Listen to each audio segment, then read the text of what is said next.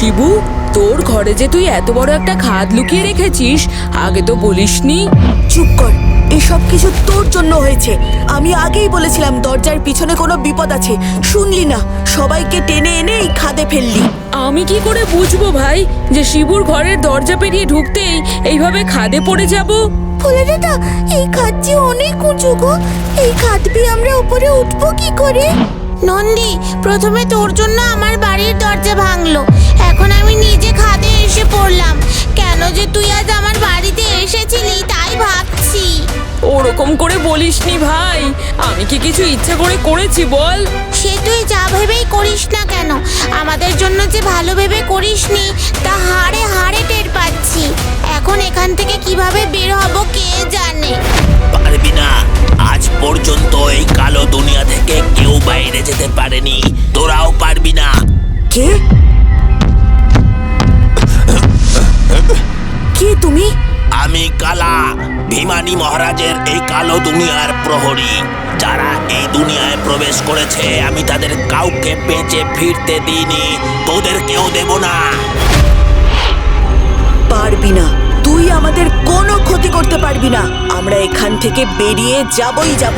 তুই যদি বাঁচতে চাস তাহলে আমাদের যেতে দে, নইলে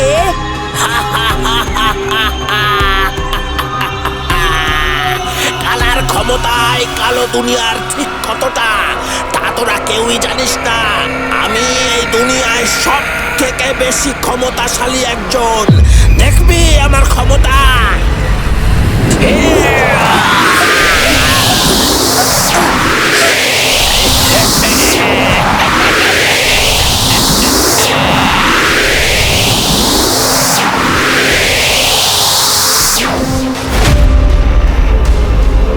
ফুলে দাদা, এই যে আমাদের সবাইকে বেঁধে দিল গো, এবার কি হবে ভোলা?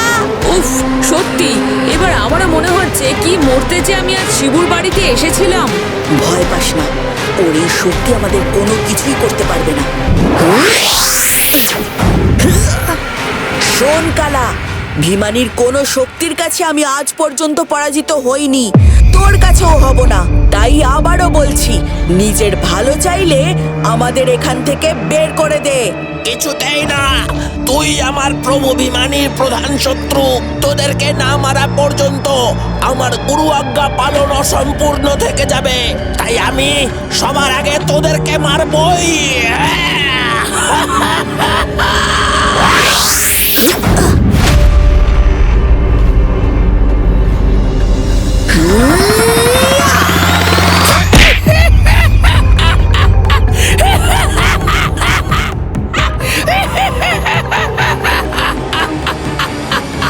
বলেছিলাম না, এই কালো দুনিয়ায় আমি সব থেকে শক্তিশালী। আমার কে স্পর্শ করার ক্ষমতাও তোর নেই। দেখাই যাক তবে কার ক্ষমতা বেশি। সাবাস ভোলা, আগামীকাল সকাল 9:30টায় সান বাংলায়।